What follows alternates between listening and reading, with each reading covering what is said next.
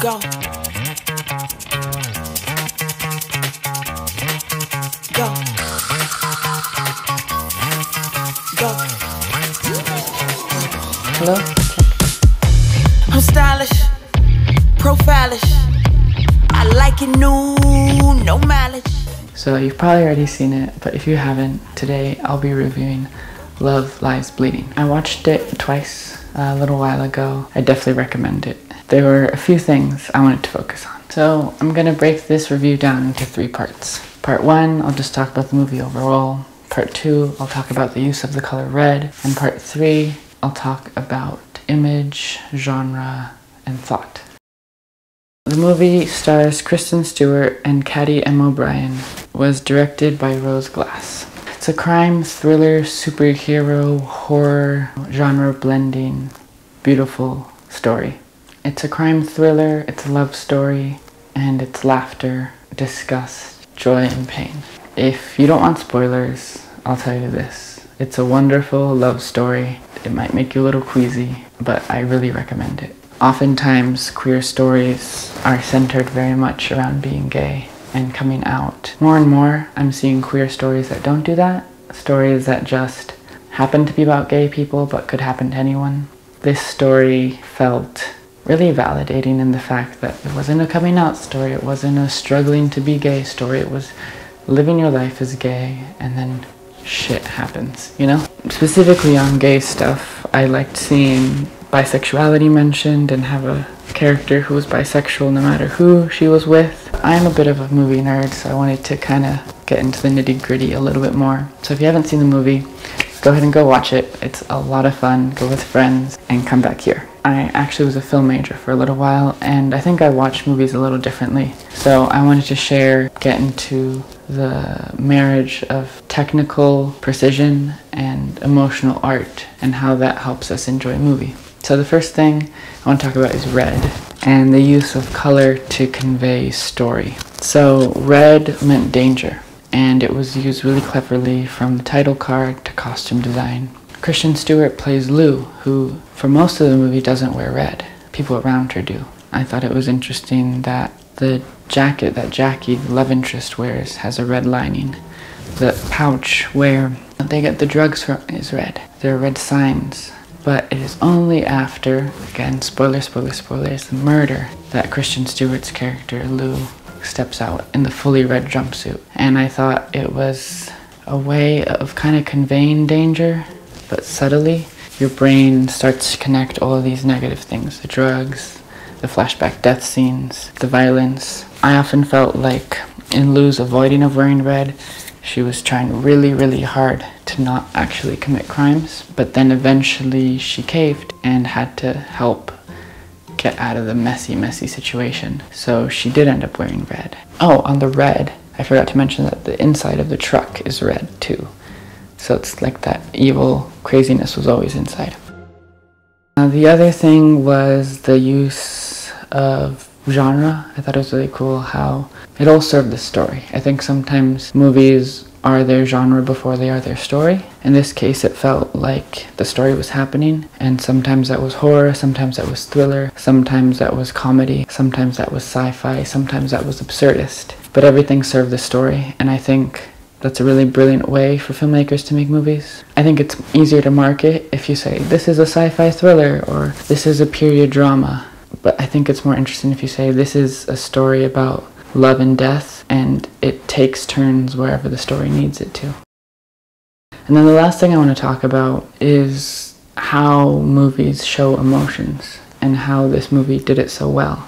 I read in Sid Field's book on screenplays that character development in a novel takes place with the protagonist thinking out loud to the reader, remembering things, sometimes in italics, sometimes not, but it's an inner thing. And then you have an aside in the theater where your main character, your protagonist, will speak to the audience. And then in film, you have to turn those same thoughts, those words, into images. And I thought there were some really beautiful ones.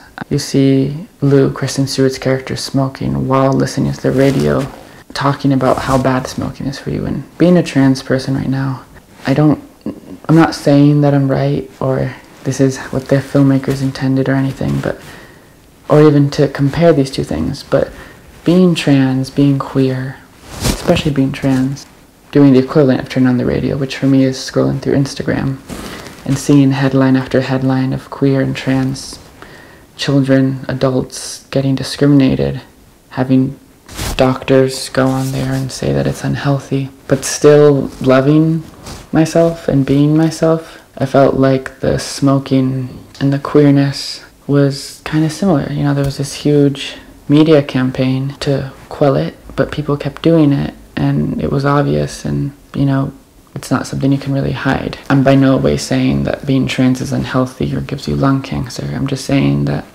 you're doing something that society has deemed, or a certain sector of a very powerful society has deemed that it's to be wrong and unhealthy and unnatural and against God's will. And for me, smoking while listening to that barrage of critique was very much in parallel to what it feels like to be trans in this country right now. So that's one thing as far as symbols go.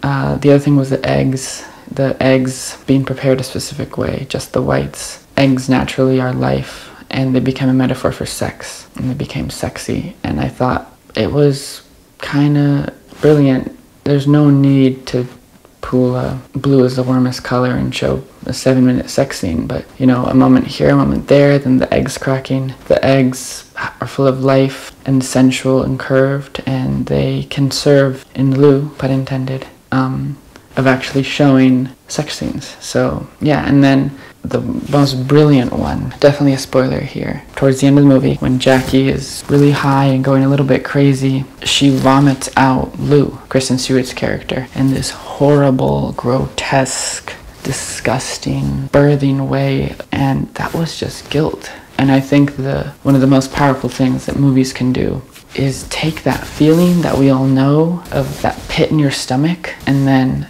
show it. Jackie's character vomiting out Lou was just like so much more poignant and literally gut-wrenching and quease-inducing than just writing the words, Lou felt guilty, or looking out and saying, I'm distraught by guilt, but vomiting out the person that you're putting through all this danger and strife. I think that was brilliant. And over, you know, the giants, the strength, it was very much feelings and images going hand in hand beyond just someone just expositing at a camera like I am now. I thought it was a brilliant movie. Costumes, color, pacing, music, it all came together to tell a beautiful story of be gay and do crime. I think there's a lot of people worried about queerness and transness taking over the world, but the truth is that it's just people being free. I guess people don't notice or realize that movies has a pretty short history. There haven't been movies for that long, you know, if you compare it to painting or pottery or theater even. And most of those movies are about white people. Most of those movies are about men. Most of those movies are about straight people. So yeah, maybe we do need some overcorrection, some time where it's a lot of stuff about people who look more like me. And it was really cool to have a movie that wasn't just a comic book that had been reworked. It was a story, and I really resonated with it because it was shot in New Mexico, which is where I grew up. Shout out to New Mexico. Go watch the movie, and I'll see you very soon. Are you still here? I want to thank you, first of all.